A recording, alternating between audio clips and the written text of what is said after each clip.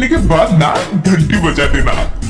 ताकि मैं जब भी कोई नया वीडियो अपलोड करूँ तो तुम्हारी फोन की भी घंटी